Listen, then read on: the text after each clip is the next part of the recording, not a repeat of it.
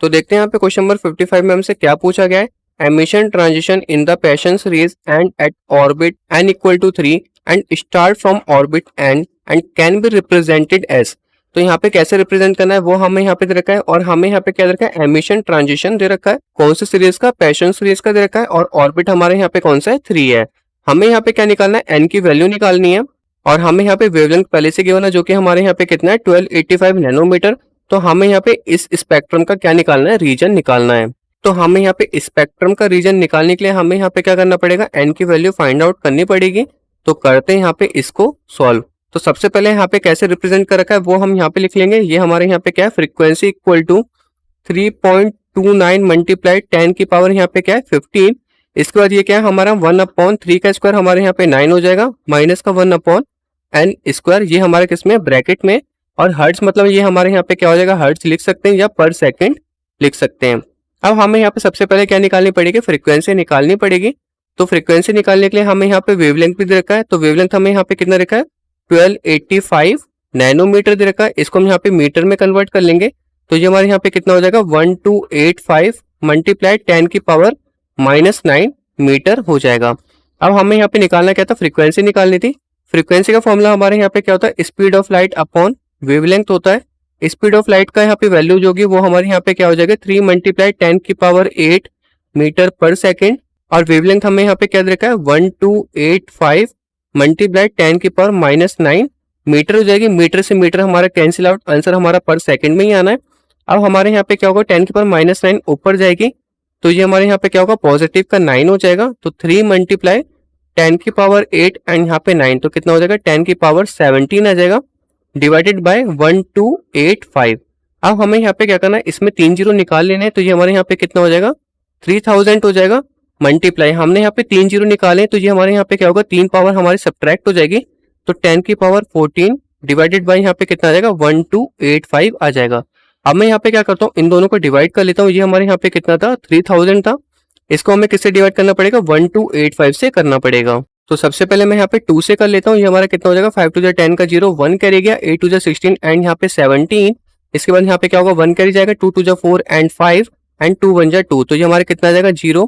10 में से 7 गए हमारे यहाँ पे आ जाएगा 3, 9 में से 5 गए 4, तो 430 आ गया। पॉइंट लगा के 0 ले सकते हैं।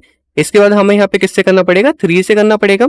तो 5 3 15 का 5, 1 कैरी गया, 8 0 24 एंड 25, 2 कैरी चला गया, 3 2 6 एंड यहाँ पे आ जाएगा 8 एंड 3 1 3। तो ये हमारे यहाँ पे कितना जाएगा, 10 में से 5 गए 5, 9 में से 5 गए 4, 12 में से 8 गए 4, पॉइंट लगा हुआ है 0 लिख सकते हैं। इसके बाद हमें यहाँ पे दोबारा किससे करना पड़ेगा, 3 से ही करना पड़ेगा। 3 से करने पे हमारे यहाँ पे कितना आया था, 3855 आया था। तो इसकी जो यहाँ पे वैल्यू आ गई वो हमारे यहाँ पे कितनी आ गई, 2.33 मल्टीप्लाई 10 की पावर 14, और यूनिट हमारी किस में आएगी, पर सेकंड में आएगी, क्योंकि हम यहाँ पे क्या निकाल रहे थे, फ्रीक्वेंसी निकाल रहे थे। तो इसको मैं यहाँ पे इक्वेशन फर्स्ट मान लेता हूँ। जो फ्रीक्वेंसी की वैल्यू निकली इसमें पुट कर देनी है। तो यहाँ पे लिख सकते हो, put this value in equation first, put this value in equation first. तो ये हमारे यहाँ पे कितना हो जाएगा, 2.33 मल्टीप्लाई 10 की पावर 14 इक्वल टू, ये हमारे यहाँ पे कितना था, 3.29 मल्टीप्लाई 10 की पावर 15, 1/9 माइनस का 1/n स्क्वायर। अब हमें यहाँ पे सिंपल क्या करना है, इन दोनों को डिवाइड कर लेना है, और उसके बाद हम यहाँ पे कंपेयर करके क्या कर सकते हैं, n की वैल्यू निकाल सकते हैं। तो मैं यहाँ पे डिवाइड कर लेता हूँ। ये हमारे यहाँ पे कितना था, 2.33 मल्टीप्लाई 10 की पावर 14 डिवाइडेड बाय यहाँ पे क्या हो जाएगा, 3.29 मल्टीप्लाई 10 की पावर 15 इक्वल टू 1/9 माइनस का 1/n स्क्वायर हो जाएगा। अब मैं यहाँ पे इन दोनों को डिवाइड कर लूंगा। तो यहाँ पे क्या करना पड़ेगा, ये वाले पॉइंट से वाला पॉइंट रिमूव कर सकते हैं, क्योंकि दोनों में ही हमारे यहाँ पे क्या हो रहा है, 2 डिजिट बाद पॉइंट लग रहा है।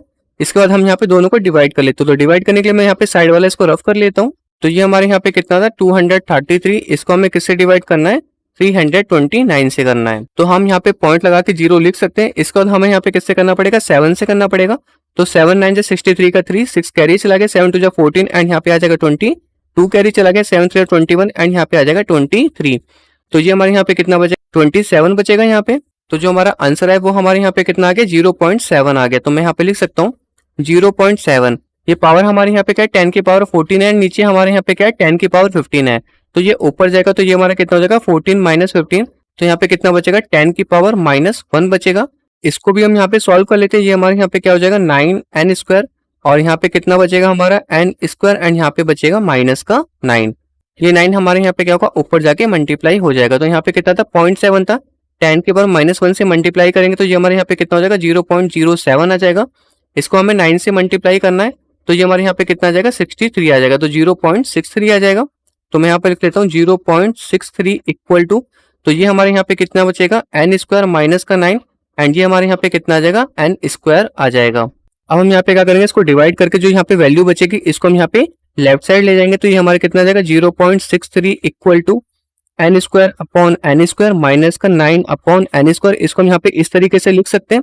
इसको फर्दर सॉल्व करेंगे तो ये हमारे यहाँ पे कितना आ जाएगा 0.63 इक्वल टू, इसको डिवाइड करेंगे तो यहाँ पे कितना आ जाएगा 1 माइनस 9 अपॉन यहाँ पे कितना आ गया n² आ गया। तो ये जो 1 है ये हमारे यहाँ पे लेफ्ट साइड जाएगा तो कितना हो जाएगा माइनस का 1 हो जाएगा। तो 0.63 माइनस का 1 इक्वल टू माइनस का 9 अपॉन n²।